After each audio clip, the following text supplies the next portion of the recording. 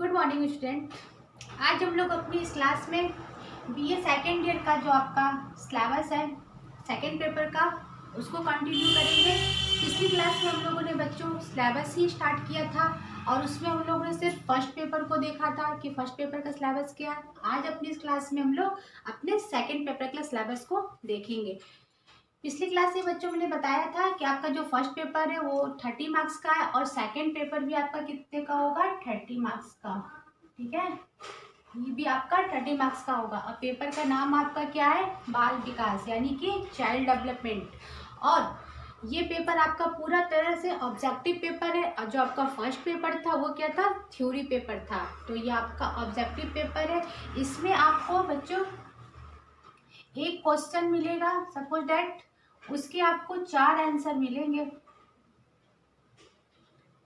ठीक है, 4 ऑप्शन मिलेंगे ABCD करके और आपको क्वेश्चन को पढ़ना होगा, समझना होगा और फिर उसी के आंसर को आप 4 में से एक को आपको ट्रिक करना होगा कि आपका कौन सा आंसर आपको सही लगता है। सपोज दैट आपको C सही लगता है तो आप C का गोला काला कर देंगे। ठीक है, C का गोला काला कर देंगे। ये आपके इसके उत्तर देने का तरीका होगा। आपको इसमें लिखने की कोई आवश्यकता नहीं होगी, सिर्फ आपको गोला काला करना है। आपने फर्स्ट ईयर में भी ये पेपर दिया हुआ है। ठीक है, ये आपका पूरी तरह से क्या है, ऑब्जेक्टिव पेपर है और इसके ऑप्शन आपको ऐसे मिलेंगे और आंसर देने का तरीका ये होगा। और पेपर का नाम क्या है आपके, बाल विकास यानी कि चाइल्ड डेवलपमेंट। और अब बात कर लेते हैं सिलेबस की। अपने बच्चों हमने पिछली क्लास में बताया था कि किसी भी विषय को पढ़ने के लिए सबसे पहले हमको उसका पाठ्यक्रम और सिलेबस जानना बहुत आवश्यक होता है। जब हमें पता होगा कि हमारा सिलेबस क्या है, हमारा पाठ्यक्रम क्या है, तो उसी के अकॉर्डिंग हम अपनी क्लास में उसको डिस्कस करेंगे और उतना ही कंटेंट पढ़ेंगे। हमको बाहर की अतिरिक्त चीज़ों को पढ़ने की आवश्यकता नहीं होती है।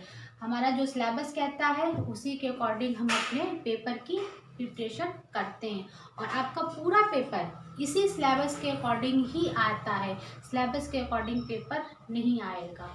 तो हमें अपने सिलेबस की हर एक चीज़ को पढ़ेंगे और अपने सिलेबस को समय से पूरा करने का प्रयास करेंगे। तो फर्स्ट ईयर में भी आपके 4 यूनिट्स थे। ठीक है, फर्स्ट ईयर का जो पेपर था आपका RN पोर्शन का, उसमें भी 4 यूनिट्स थे और आपको इसमें भी 4 यूनिट्स है। ठीक है बच्चों, तो आपकी जो पहली यूनिट है इसमें आपका है बाल विकास का परिचय। ठीक है, यानी कि हमारा चाइल्ड डेवलपमेंट क्या है उनके बारे में हम लोग देखेंगे इसमें और उसके बारे में समझेंगे। प्रकृति यानी कि उसका नेचर क्या है और क्षेत्र की बात हो गई। अब बात आती है वृद्धि और विकास की। वृद्धि और विकास बच्चों देखने में तो एक शब्द लगते हैं लेकिन इन दोनों में अंतर है। वृद्धि का मतलब होता है कि किसी चीज़ की लंबाई में वृद्धि होना, वजन में वृद्धि होना। और जो आपका ये विकास है,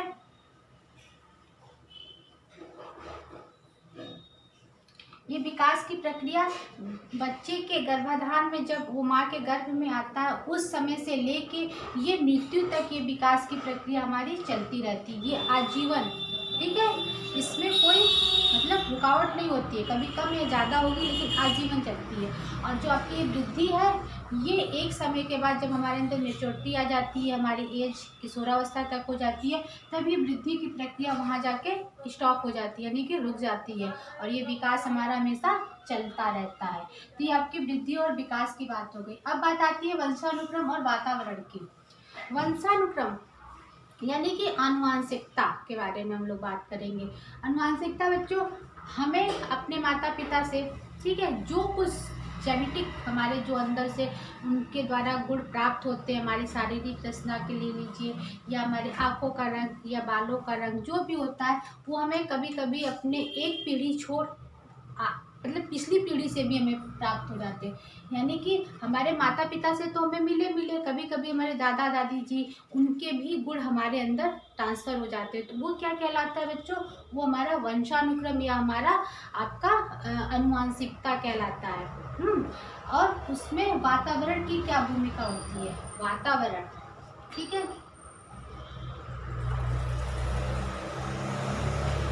वातावरण, यानी कि इसको आप पर्यावरण बोल लीजिए या इन्वायरमेंट कह लीजिए, बात एक है।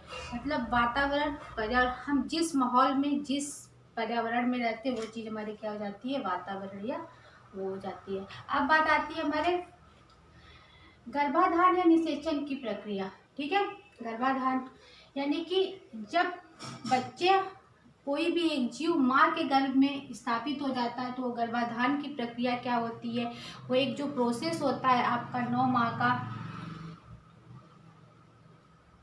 माह का या 280 दिन का।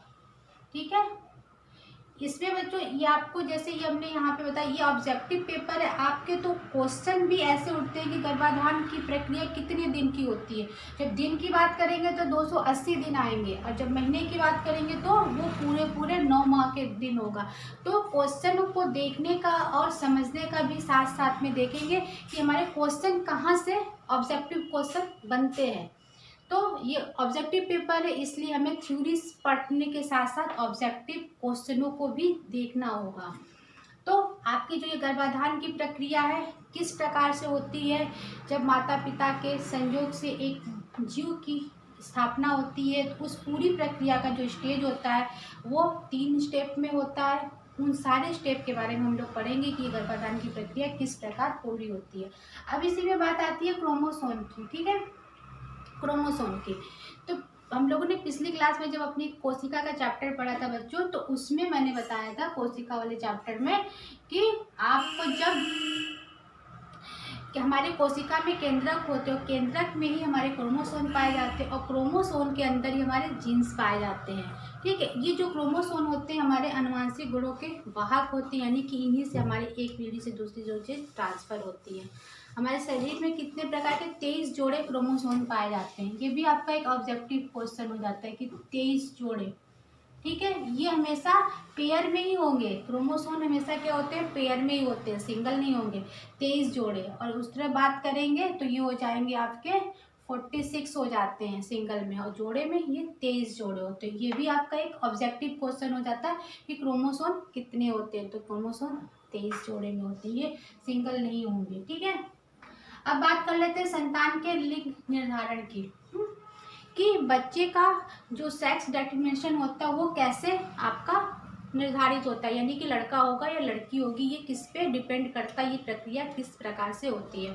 तो इन चीज़ों को भी हम लोग देखेंगे, क्योंकि माँ में सिर्फ XX पाए जाते हो, पिता में XY पाए जाते हैं, तो इन दोनों का जो होता है वो किस प्रकार से निर्धारित होता है कि लड़का होगा या लड़की होगी। इस चीज़ के लिए कभी कभी एक माँ से जुड़वा बच्चे होते हैं, या फिर कभी कभी 3-4 बच्चे भी हो जाते हैं, तो वो उनका लिंग निर्धारण कैसे होता है कि लड़का है या लड़की है या सिर्फ लड़कियां हैं, तो उस चीज़ के बारे में हम लोग देखेंगे कि संतान का जो सेक्स डिटरमिनेशन है वो कैसे होता है। ये बात हो गई आपके बच्चों फर्स्ट यूनिट की। अब बात कर लेते हैं हम लोग अपने सेकेंड यूनिट की। ठीक है, हमारा सेकेंड यूनिट क्या है। सेकेंड यूनिट में सबसे पहला आपका जो टॉपिक है वो है गर्भस्थ शिशु का विकास। ठीक है, जब गर्भस्थ शिशु का विकास यानी कि जब बच्चा माँ के गर्भ में आ गया तो उसका जो 9 माह में उसका विकास कैसे होता है। अभी ये 9 माह की बात होगी, अभी जन्म से पहले की, यानी कि बच्चा जब माँ के गर्भ में है तो उस समय उसके 9 माह में उसका विकास कैसे होता है, वो पूरी प्रक्रिया कैसे गुजरती है बच्चे की और माँ की, उसके बारे में, वो विभिन्न अवस्थाएं जो होती हैं उनके बारे में हम देखेंगे। अब बात आती है प्रसव के प्रकार की, यानी कि डिलीवरी के प्रकार की। एक नॉर्मल डिलीवरी, एक सिजेरियन, या फिर एक बच्चे के जन्म से मतलब मैच्योरिटी से पहले की डिलीवरी, तो उस चीज़ के प्रसव के प्रकार की डिलीवरी कितने प्रकार की होती है। ठीक है, अब इसमें आपका समय से पूर्व जन्म की समस्या है। कभी कभी होता है बच्चे, बहुत से बच्चे प्री मेच्योर बच्चे प्राप्त होते हैं, यानी कि वो अपने अभी 280 दिन या 9 माह को पूरा नहीं किए होते हैं, तो वो बच्चे क्या कहलाते हैं, आपके प्री मेच्योर बच्चे कहलाते हैं, यानी कि समय से पहले ही उनका जन्म हो जाता है। तो उनको कुछ समस्याएं होती हैं, उन समस्याओं के बारे में जानेंगे कि उनकी क्या क्या समस्याएं हो सकती हैं। अब बात आती है आगे शारीरिक एवं क्रियात्मक विकास की, यानी कि बच्चे का जो फिजिकल डेवलपमेंट है और मोटर डेवलपमेंट है, यानी कि वो क्रियात्मक विकास कैसे करता है, कैसे स्टार्ट करता है जन्म के बाद।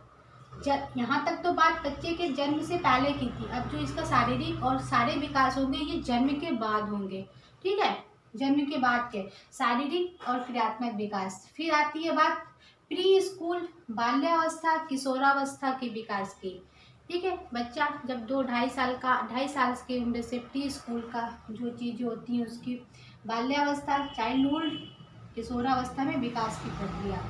अब इसी में बात आती है प्राथमिक एवं माध्यमिक यौन विशेषताओं की। ठीक है, यानी कि बच्चे में जो सेक्स डिप्लोमेशन होते हैं, कैरेक्टर्स होते हैं बच्चों को, उनके बारे में कि बच्चों में ये विशेषताएं कैसी होती हैं, उनके मन में क्या विचार होते हैं, इन चीज़ों के बारे में देखेंगे इनका। और फिर एक चीज़ आती है संबंध क्रियात्मक और शारीरिक। बच्चे का जो शारीरिक और क्रियात्मक विकास का जो संबंध है वो किस प्रकार एक दूसरे को जोड़ता है या साथ चलता है, उनके बारे में है। और आपकी इसी में बात आती है शैशवावस्था में जब बच्चा है तो उसका क्रियात्मक विकास प्री स्कूल मध्य बाल्यावस्था किशोरावस्था, यानी कि हर स्टेज में उसका विकास कैसे होता है। वो प्री स्कूल में जा रहा है तो फिर स्कूल गोइंग है, फिर वो बाल्यावस्था में आ रहा है, फिर वो किशोरावस्था में। तो इन सारी चीज़ों का विकास जो होता है हम लोग इसमें बच्चों देखेंगे। अब बात इसमें आती है 4th यूनिट की। ठीक है, 4th यूनिट में आपको है, तो 4th यूनिट में हमारी बात हो गई सामाजिक। 4th यूनिट जो आपकी है यहाँ पे आपकी है पूरी, इसमें सामाजिक और संवेगात्मक विकास। ठीक है, सामाजिक और संवेगात्मक विकास मतलब सोशल और इमोशनल डेवलपमेंट। सोशल आपका समाज का जो होता है समाज। ठीक है, समाज क्या होता है, परिवार। हम लोग कहाँ समाज में रहते हैं, तो परिवार समाज की सबसे छोटी इकाई होती है। तो हमारे जो सामाजिक और संवेगात्मक जो हमारे संवेग है, संवेगात्मक से आपको संवेग, ठीक है, संवेग इमोशंस जो हमारे हैं उनका जो होता है विकास किस प्रकार से होता है बच्चे का, ये चीज़ देखेंगे। अब बात आती है समाजीकरण की। समाजीकरण मतलब सोशलाइजेशन। बच्चा परिवार से निकल के जब समाज में जाता है, स्कूल जाना स्टार्ट कर देता है, अपने दोस्तों के साथ खेलना स्टार्ट कर देता है, तो उसका एक नया समाज बनता है। उस चीज़ को क्या कहते हैं, बच्चे का समाजीकरण की प्रक्रिया यानी कि स्टार्ट हो गई। अभी उस समाज में भी तो गया नहीं था। जब वो खेलने के साथ साथ अपने दोस्तों के ग्रुप में स्कूल में जाने लगता है, तब उसके समाजीकरण की जो प्रक्रिया होती है वो प्रारंभ हो जाती है। वो समाजीकरण किस प्रकार होगा, कैसे होगा, उस चीज़ों के बारे में हम लोग इसमें देखेंगे, समाजीकरण की प्रक्रिया कैसे होती है। ठीक है, अब बात आती है संवेगात्मक विकास की। हमने बताया संवेगात्मक कोई संवेग का कहते हैं, हमारे अंदर सबके अंदर संवेग की जो बात होती है, तो यहाँ पे बच्चों के संवेग की बात हो रही है। ठीक है, तो बच्चों में खुशी है, खुशी, डर, ईर्ष्या, क्रोध, दुख, ये जो इनके संवेग होते हैं इनके बारे में जानेंगे।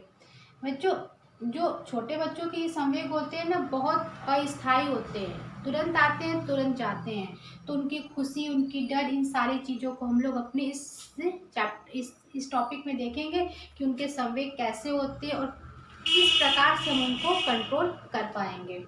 अब आती है संवेगात्मक समस्याएं। संवेगात्मक समस्याएं,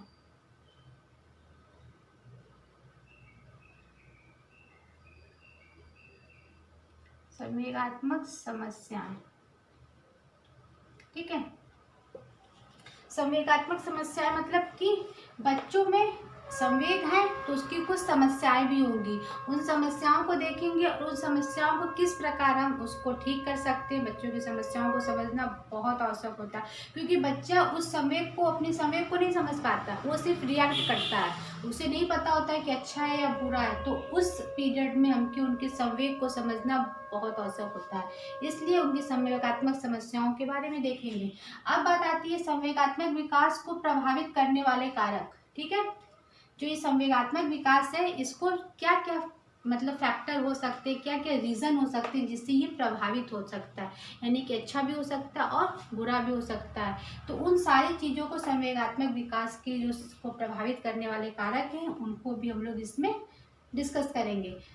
तो बच्चों इसमें हम लोगों ने देखा अपना जो आपका सेकंड पेपर है कि ये पूरा तरह से बाल विकास से रिलेटेड है, बाल विकास का पेपर है। और इसमें हम लोग बच्चों से के जन्म की जब प्रक्रिया स्टार्ट होती है माँ के गर्भ से, गर्भाधान से लेके वृद्धावस्था तक, मतलब उसकी जब तक आयु 60 साल तक की हो जाती है हमारी, तब तक कि सारी चीज़ों को हम लोग इसमें आज अपनी क्लास में स्टार्ट करेंगे पढ़ना, जब तो सारी चीज़ें क्लियर होगी। और ये हमारा पाठ्यक्रम था पूरा 4 यूनिट में डिवाइड है, और हम लोग 1 बाय 1 एक यूनिट को कंप्लीट करते हुए आगे बढ़ेंगे, और इस तरह से अपने पूरे सिलेबस को हम लोग कंप्लीट करेंगे। तो बच्चों, ये आपका जो सेकेंड ईयर का फर्स्ट और सेकेंड पेपर का आपका सिलेबस था आज पूरा हुआ। हमने पहली क्लास में फर्स्ट पेपर को सिलेबस को डिस्कस किया और सेकेंड पेपर का सिलेबस आज हम लोगों ने डिस्कस किया। अब जब हम लोग अपनी नई क्लास स्टार्ट करेंगे तो अपना बाल विकास का जो फर्स्ट चैप्टर है, बाल विकास का फर्स्ट यूनिट का फर्स्ट चैप्टर है, यहाँ से हम लोग स्टार्ट करते हुए अपने पूरे सिलेबस को कवर करेंगे। आज की क्लास के लिए बच्चों इतना ही। अब नेक्स्ट क्लास में हम लोग अपने फर्स्ट यूनिट के चैप्टर से हम लोग अपनी क्लास को स्टार्ट करेंगे। Thank you.